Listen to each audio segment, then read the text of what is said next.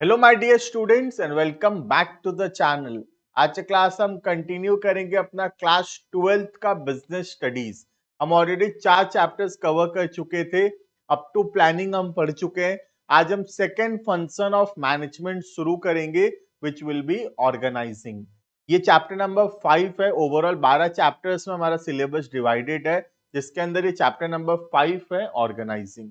Before we start the video, you can check our description में एक app का link होगा, उसको डाउनलोड कर लेना, वहां रजिस्टर कर लेना। वहां पे बहुत सारे detail information, videos, notes, practice questions, past year question, सब कुछ वहां पे अवेलेबल होगा। कुछ ग्रुप्स के भी लिंक होंगे, कुछ व्हाट्सएप नंबर्स होगा, उस पर तुम मैसेज कर सकते हो या डायरेक्टली ग्रुप के लिंक से तुम ग्रुप को ज्वाइन कर सकते हो। वहां पे तुमको एग्जाम रिलेटेड अपडेट्स मिलता रहेगा। हम स्टार्ट करते हैं वीडियो को। आज का जो वीडियो है वो है ऑर्गेनाइजिंग। ये हमारा चैप्टर नंबर 5 है and this is the second function of management. This is the second function of management. जो पहला फंक्शन था वो था प्लानिंग, अब सेकेंड फंक्शन है ऑर्गेनाइजिंग। ऑर्गेनाइजिंग का मतलब होता है प्लानिंग के बाद जो नेक्स्ट स्टेप है, दैट इज ऑर्गेनाइजिंग। प्लानिंग के अंदर हम प्लान बना लिए फ्यूचर के बारे में, क्या करेंगे, कैसे करेंगे, कब करेंगे, ये सब के बारे में हम प्लानिंग कर लिए। अब ऑर्गेनाइजिंग का मतलब होता है यहाँ पे defining and grouping the activities of the organization and establishing authority, reporting relationship among them। मतलब ऑर्गेनाइजिंग का मतलब है कौन क्या काम करेगा वो डिसाइड करना। Grouping the activities into departments, departments form करना। अब डिपार्टमेंट हम या तो बनाते हैं काम के हिसाब से, जैसे प्रोडक्शन डिपार्टमेंट प्रोडक्शन का काम देखेगा, परचेज डिपार्टमेंट परचेज का काम देखेगा, सेल्स डिपार्टमेंट सेल्स करेगा। तो डिपार्टमेंट्स बनाना, या फिर हम डिपार्टमेंट बनाते हैं प्रोडक्ट के हिसाब से, product A department, product B department, product C department. तो बेसिकली डिपार्टमेंट्स बनाना, सबको अपना अपना काम समझाना, सबको अपना ऑथोरिटी समझाना, अपना पावर, अपना रिस्पॉन्सिबिलिटी, अकाउंटेबिलिटी, ये सब कुछ क्रिएट करना, ये आता है ऑर्गेनाइजिंग के अंदर। तो ऑर्गेनाइजिंग के अंदर हम डिपार्टमेंट्स बनाते हैं, लोगों को उनका काम समझाते हैं, उनको पावर देते हैं, उनको ऑथोरिटी देते हैं, साथ में उनको आंसरेबल भी करते हैं, उनको अकाउंटेबल भी करते हैं। तो ये सेकेंड फंक्शन है मैनेजमेंट का आफ्टर प्लानिंग। क्लियर है? Next, in general words, organizing refers to arranging everything in an orderly form। तो ऑर्गेनाइजिंग का मतलब सब कुछ अरेंज करना सही तरीके से, and making the most efficient use of the resources. Objective क्या है? रिसोर्सेज का बेस्ट यूटिलाइजेशन करना, सब चीज को प्रॉपरली सही तरीके से ऑर्डरली फॉर्म में अरेंज करके। Organizing is a process that initiates the implementation of plans, like clarifying jobs and working relationship। तो प्लान को इंप्लीमेंट करने में हेल्प करता है by clarifying jobs and working relationship.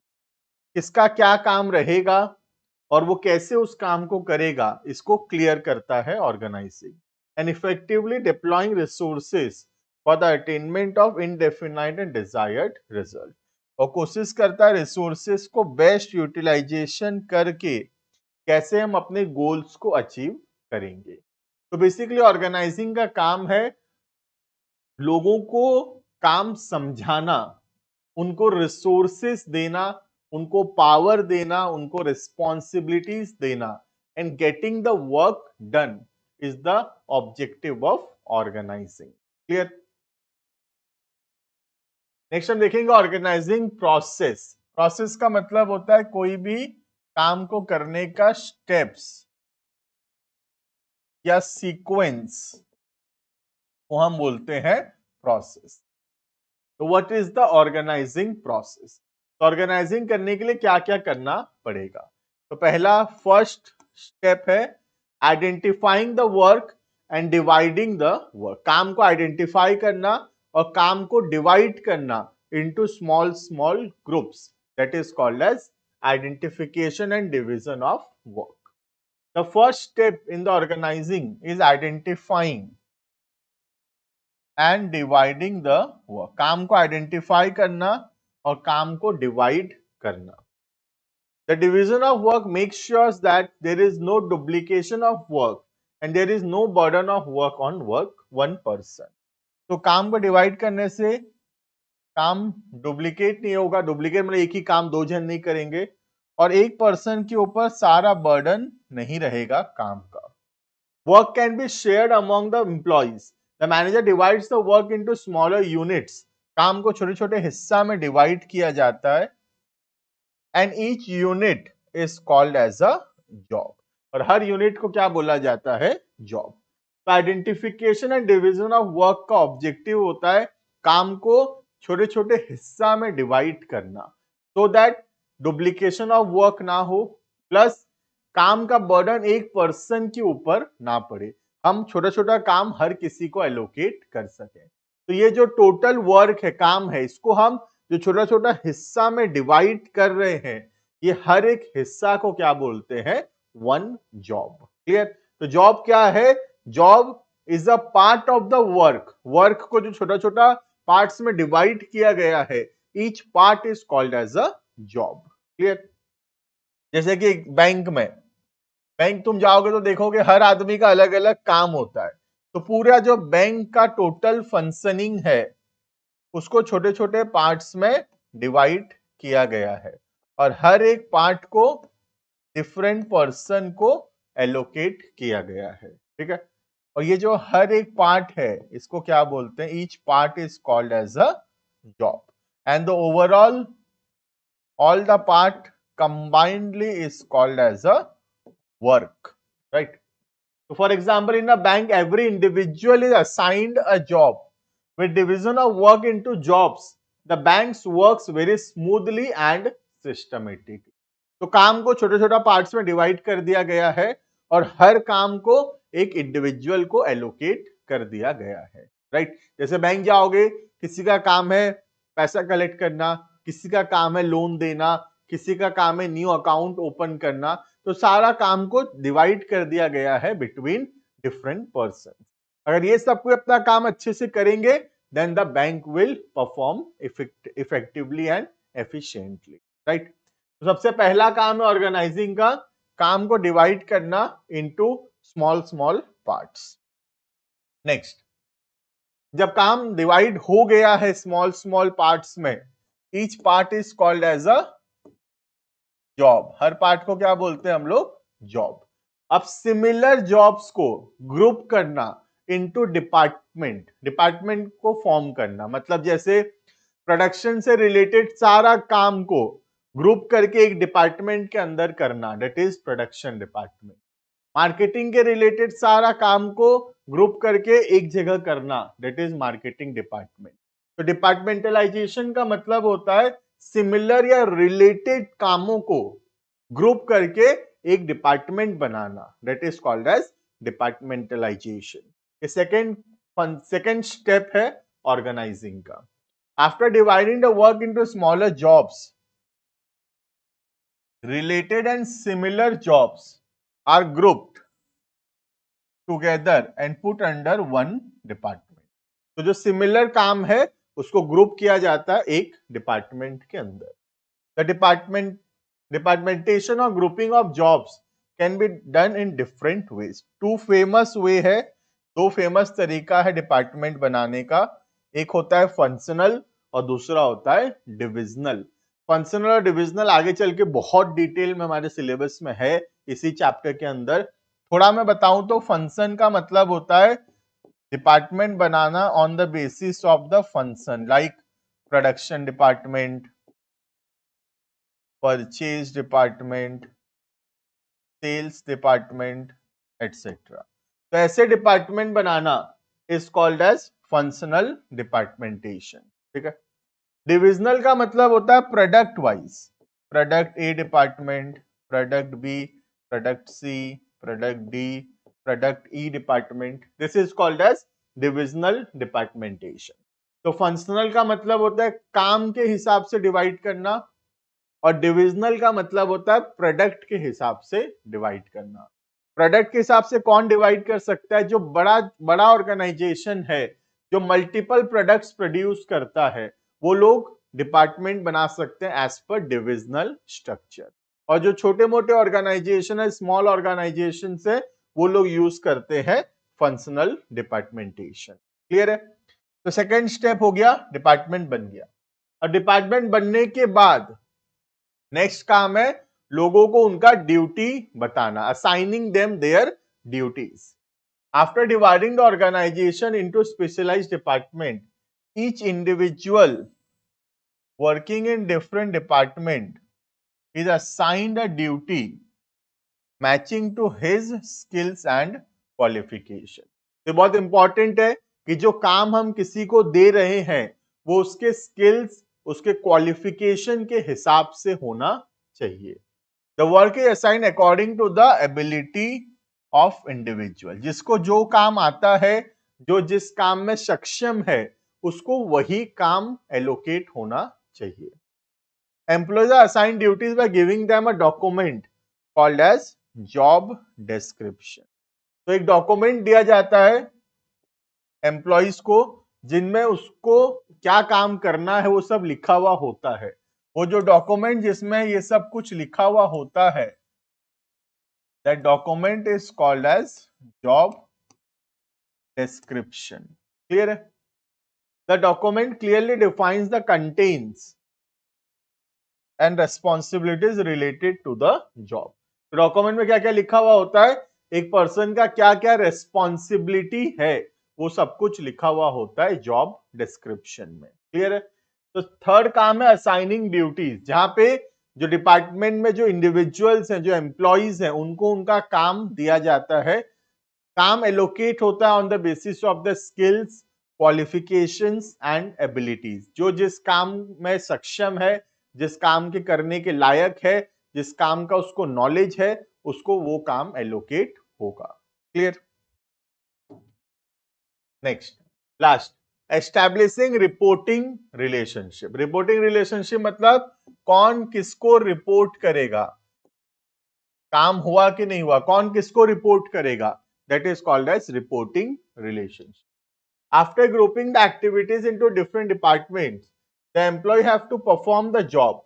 And to perform the job, every employee needs some authority. सबको अपना अपना काम को कंप्लीट करना है, और काम को कंप्लीट करने के लिए every person needs authority. Authority means power.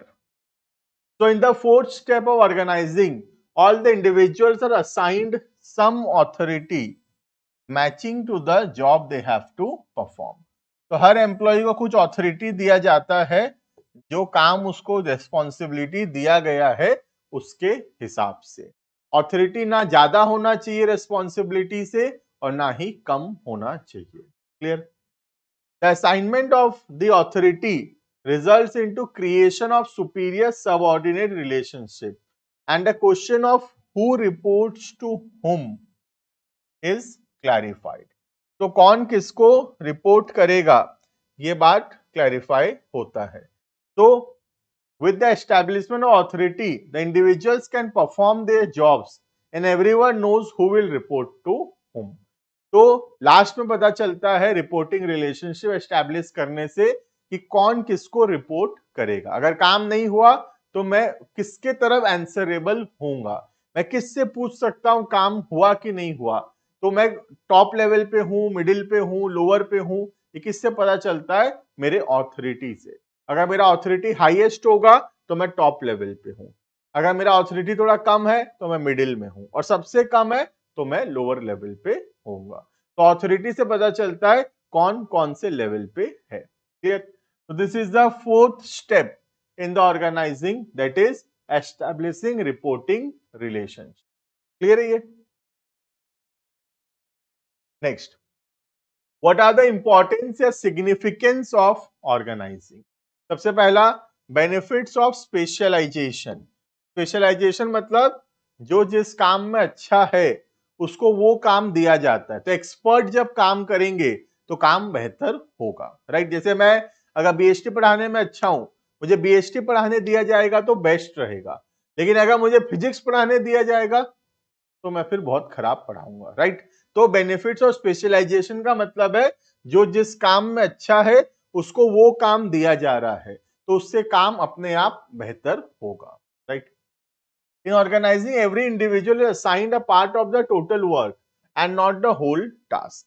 Due to this division of work into smaller units, due to division of work into smaller units and assignment of units according to the qualification leads to specialization।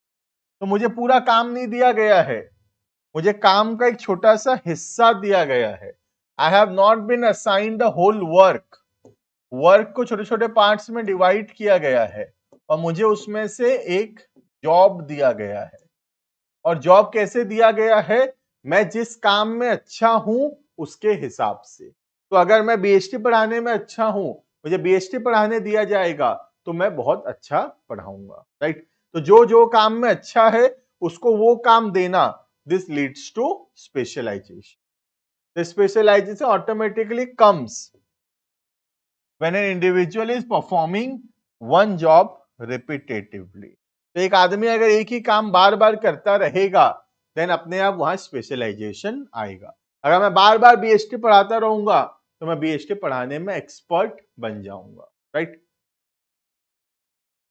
Next, clarity in working relationship. किसको क्या काम करना है, किसका क्या authority है, किसका क्या रेस्पॉन्सिबिलिटी है, ये क्लियर रहता है ऑर्गेनाइजिंग फंक्शन के वजह से। तो in organizing function it is clearly defined what and how much power and authority is enjoyed by different individual। किसका कितना पावर है, क्या ऑथोरिटी है, ये क्लियरली डिफाइंड रहता है। Each manager knows very clearly, सबको पता है to whom he can give order, हम किसको ऑर्डर दे सकते हैं, and from whom he has to receive order। सबको पता होता है कि वो किसको ऑर्डर दे सकता है और उसको कौन ऑर्डर देगा। तो क्लैरिटी रहता है ऑथोरिटी एंड रेस्पॉन्सिबिलिटीज के बीच में। The superior subordinate relationship is clearly defined in organizing. Organizing एक क्लैरिटी प्रोवाइड करता है ऑथोरिटी एंड रेस्पॉन्सिबिलिटीज को लेकर, right. Next, third, optimum utilization of resources.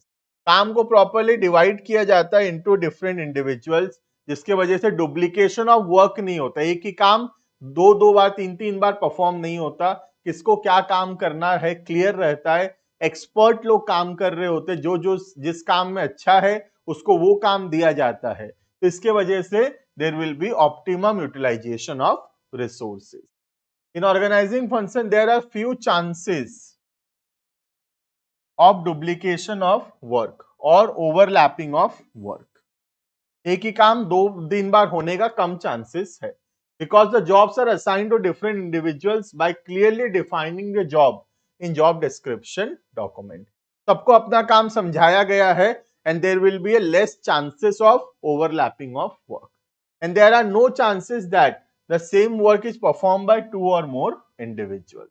तो यहाँ पे ओवरलैपिंग ऑफ वर्क नहीं होता, इसीलिए रिसोर्सेस वेस्ट नहीं होता। It lead to optimum utilization of resources. Clear? Next, adaptation to change. कोई भी चेंज आ रहा है हमारे बिजनेस एनवायरनमेंट में तो उसको हमको बहुत जल्दी अडेप्ट करना पड़ता है, उसके हिसाब से बदलाव लाना पड़ता है। तो ऑर्गेनाइजिंग हेल्प करता है एडॉप्टेशन टू चेंज में। कैसे देखना, whenever the changes takes place in the business environment, then with the help of organizing function these changes can be adapted। Organizing function की वजह से हम इन चेंजेस को अडेप्ट कर सकेंगे systematically, because organizing function creates different department and groups related activities under each department. तो organizing क्या करता है, डिफरेंट डिपार्टमेंट्स बनाया है। अब जिस डिपार्टमेंट के रिलेटेड चेंजेस आ रहा है हम उन डिपार्टमेंट में चेंजेस ला सकते हैं। जैसे प्रोडक्शन के अंदर कोई नया टेक्नोलॉजी आ गया तो हम प्रोडक्शन डिपार्टमेंट में चेंजेस लाएंगे, जिसके वजह से हम नया टेक्नोलॉजी अडेप्ट कर पाएंगे, With these changes can be adapted only in that area which is affected by this change, and changes can easily be communicated to whole organization through department. तो बोल रहा है चेंजेस बहुत आसान होगा अडेप्ट करना, क्योंकि जहां पे चेंजेस है सिर्फ वहां पे हम चेंजेस लाएंगे. जैसे एग्जांपल, अगर टेक्नोलॉजी नया आ गया तो बाकी जगह चेंजेस लाने का जरूरत नहीं है, सिर्फ कहां चेंजेस लाना पड़ेगा, प्रोडक्शन डिपार्टमेंट में. Clear? Organizational structure can suitably modified according to the changes. तो ऑर्गेनाइजेशनल स्ट्रक्चर को हम चेंज कर सकते हैं सिचुएशन के हिसाब से. ऑर्गेनाइजेशनल स्ट्रक्चर मतलब dividing the organization on the basis of function या on the basis of division, इसको बोलते हैं ऑर्गेनाइजेशनल स्ट्रक्चर. मतलब डिपार्टमेंट्स बनाना या तो on the basis of function या on the basis of the division. Division मतलब on the basis of the product. ठीक है, अभी पिछले स्लाइड्स में हम देखे थे और आने वाले वीडियोस में तो बहुत डिटेल में हम पढ़ेंगे functional structure and divisional structure. ठीक है, नेक्स्ट, इफेक्टिव एडमिनिस्ट्रेशन. बहुत इजी पॉइंट है, जनरल पॉइंट है एकदम. In organizing function, the similar and related jobs are grouped under one department, which leads to unification of efforts and harmony in work. तो एक जैसा काम को एक डिपार्टमेंट में रखा गया है जिसके वजह से there is a unity in the efforts. The organizing function establishes relation between different departments, keeping in mind the coordination among different departments. तो organizing help करता है to bring coordination among different departments like production, sales, marketing, human resource, finance. इनके बीच में proper coordination जरूरी है. By bringing clarity in working relationship, administrative efficiency improve. तो ये ठीक से coordination लाने से it will increase the efficiency of the organization. Next, helps in expansion and growth. By optimal utilization of resources and proper division of work and departmentation, company can easily meet the challenges and can expand their activities in a planned manner. तो ये काम properly divided है, काम properly allocated है, तो अगर हमको expansion करना भी है, नए products add करना है, तो हम आराम से उसको add कर सकते हैं with the help of organizing. Right? Last, development of personnel. Personnel मतलब पर्संस, जो कि यहाँ पे सिग्निफाई करता है एम्प्लॉइज को. Delegation authority is an important part of organizing. Delegation मतलब हम आगे बहुत डिटेल में पढ़ेंगे. डेलीगेशन का मतलब होता है जब मैनेजर्स अपना काम एलोकेट करते हैं to the juniors, to the lower level, that is called as delegation. By delegation the routine the managers can concentrate to develop new methods and ways of performing the job. तो जो routine काम है, जो day to day काम है, manager उसको delegate कर देते हैं अपने जूनियर्स को, सो दैट वो लोग कॉन्सेंट्रेट कर सकें new methods and ways of performing job. It gives them time to innovate new technology in areas for growth of the company. Delegation not only reduces the workload of manager, it also helps them. तो delegation सिर्फ काम को कम नहीं करता, but help करता है full potential और creativity से काम करने में. तो ऑर्गेनाइजिंग का एक बहुत इंपॉर्टेंट पार्ट है डेलीगेशन. डेलीगेशन का मतलब होता है रूटीन कामों को अपने जूनियर्स को एलोकेट कर देना, उनको डेलीगेट कर देना, उनको दे देना, सो दैट हम मेन कोर एरियाज में कॉन्सेंट्रेट कर सकें. तो एक मैनेजर अगर अपने रूटीन टास्क को दे देगा अपने जूनियर्स को, उसके बाद बहुत टाइम बच जाएगा और उन टाइम में वो न्यू वेज, न्यू मेथड्स या क्रिएटिविटी लगाकर नया तरीका फाइंड आउट कर सकता है काम को करने का. तो it helps in development of the personnel. Personnel मतलब यहाँ पे एम्प्लॉइज. कौन सा एम्प्लॉय? मैनेजर का बात कर रहा है. क्लियर है? तो this was all about the importance of organizing. तो हम वीडियो में क्या क्या पढ़े? ऑर्गेनाइजिंग क्या होता है, what are the steps in an organizing function, and उसके बाद पढ़े व्हाट इज द सिग्निफिकेंस और इंपॉर्टेंस ऑफ ऑर्गेनाइजिंग. क्लियर है? नेक्स्ट वीडियो के अंदर हम ऑर्गेनाइजेशनल स्ट्रक्चर बहुत डिटेल में देखेंगे। ये जो टॉपिक मैं तुमको बोला फंक्शनल और डिविजनल स्ट्रक्चर, इसका पूरा एक वीडियो बनाएंगे। नेक्स्ट क्लास वो होगा जहां हम सीखेंगे इन दोनों के बारे में इन डिटेल। क्लियर है? तो मिलते हैं आने वाली क्लासेस में। नेक्स्ट वीडियो होगा organizational structure, that is what is functional structure and what is divisional structure. Thank you and bye bye.